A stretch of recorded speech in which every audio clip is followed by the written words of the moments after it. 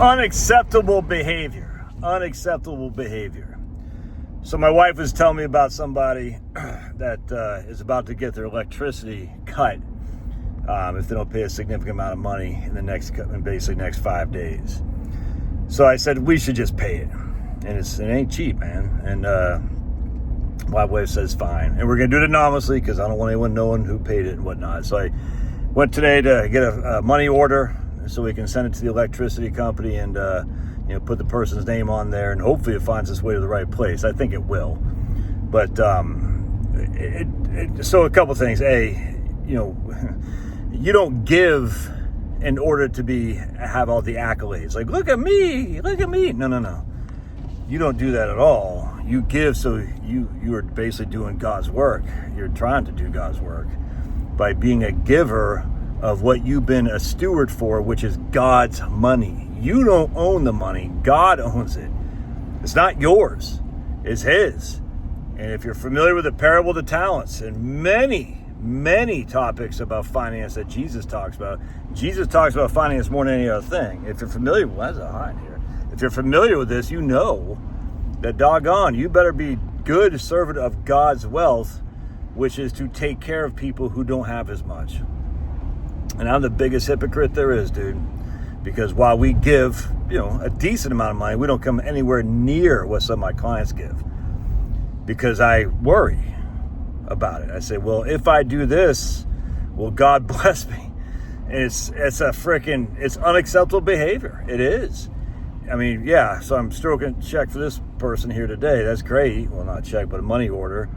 I'm blessed to be able to have the ability to do that, but that's just, dude, that is not being a good steward. I mean, that is being a good steward of God's money, but that's weak sauce compared to the stewardship I should have. Especially, I tell you, it hurts, man, as a devout Christian. Give till it hurts. I mean, Jesus talks about this. The lady who freaking bashed his head or put the oil on his head and all that. I mean, we talk about this, man. And, we've got to be better. And I'm talking about myself in particular, but it's tough when you have the debt. Don't you see why debt is so evil? Because when you have the debt, it's almost impossible to be a good giver, especially a happy giver. But you got to do it. Dude, I don't tithe 10%. I don't. Man, I wish I did. But I just look at my mortgage that I got. Now I can make an excuse, but I got 4 kids. But dude, I get it, the whole thing. I've got clients out there who make a hell of a lot less than I do, who give a hell of a lot more than I do. And I'm sitting there in just awe at these people. I'm just like, how do you have the faith, the strength of the God's conviction in God? And the reason is because they don't have any debt. They don't have debt. And as much as Dave Ramsey drives me insane, that guy is a gift for good because he's telling you to get out of debt. You cannot be a happy giver if you have debt. And on the other hand, you're not going to be a giver if you're worried about running out of money. You're just not. And this is why I started my whole YouTube channel. To be perfectly honest, the reason I started my whole YouTube channel, because I got sick of the negative Nellies on this. It drives me up the wall. But another reason, and the big one, frankly, is because I know what causes divorce. What causes divorce isn't promiscuity. I mean, a little bit for sure. Isn't drunkenness, a little bit for sure. It's financial worries. That's what causes divorce. And I know that financial worries will lead to women raising their children, their young sons in particularly, without a dad around the house. And then when that woman can't afford the electricity gets cut out, and her children have to go live in various friends' houses while school's in session for an extended period of time. And I know how embarrassing that is to be a young guy and have to go live at this guy's house, that guy's house, this guy's house, until your mom can afford to put the electricity back on. And especially if you're in a place like Maine where it gets cold, not only you have your electricity, but you got an oil bill cut off. And so when I find out what my wife was telling me about these people and who've got children, I'm like, I just can't have that. You cannot be a good Christian and just hoard your money like freaking Scrooge McDuck. And I'm looking at myself here, dude. Trust me. I always say, well, I will be better later when I have no debt. And yet, here I am, still with debt. Because what debt does, it makes you buy something today with future dollars. So you want the beauty of having the thing today, but you're going to pay it back with future dollars. Those future dollars now are tied, that you make are tied not to giving to people about to get the electricity cut. They're tied to paying back the thing that you bought so you can consume it today without the financial resources. Now I get it. You can't buy a house with cash today because no one. I get 100%. I get that, and I'm not sitting there bashing you if you got a big mortgage, but because I got a big mortgage, you know what I'm saying? I'm not, and to my own defense, we did raise, a family of 4 with one income. So basically our mortgage was pretty significant, but we needed a bigger, I get all this. I mean, I can defend myself till the cows come home.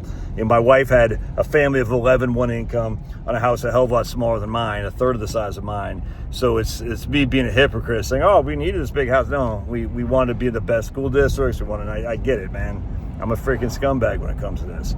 I don't hate myself for it. I just know that I should be doing better, and I feel guilty for not. And you should be doing better too if you're not doing anything. If you're sitting there saying, hey, I cannot afford to give, especially if you don't have any debt, dude, I don't know what has come over you, man. Yeah, I'm chastising you because I'm chastised myself. I don't know what's come over you to be so worried that you can't give what you have accumulated through God's design. Not to say, hey, there are people out there who need the money. And frankly, we were given, I'm going to stop this now. We've been doing this for freaking 20 years.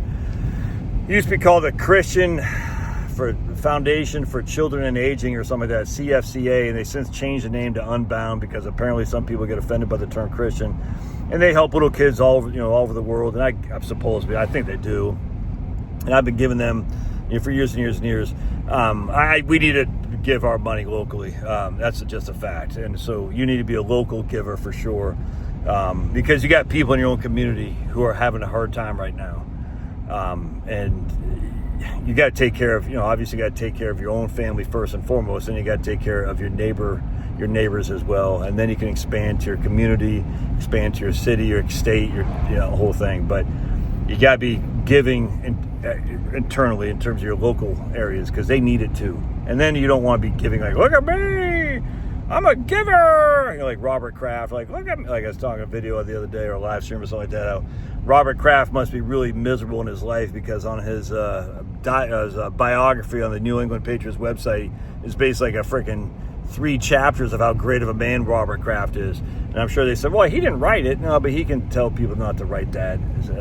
It just shows that he sold his soul for rock and roll, man. Look at me, all the money I've given. I'm such a great man. And like, yeah, you got to give to a hurts though, man. And look, again, you could say the same thing about me. Here I am chastising Robert Kraft. Who the hell are you to pass judgment? 100%. 100%. But we all should be passing judgment if we're not doing well enough as stewards of God's money. We are in the United States of America.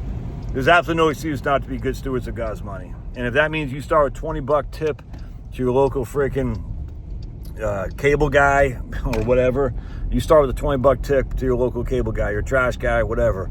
But man, money makes the world go round. But you know what else makes the world go round? Giving money to people to make them feel happy, and you feel happy too. It's a wonderful, wonderful feeling to give. And if you want to be happy, you should be giving. That's just a fact. Now, obviously, I'm not going to tell you to go in debt to do that stupid. I'm not going to tell you not to make your mortgage payment.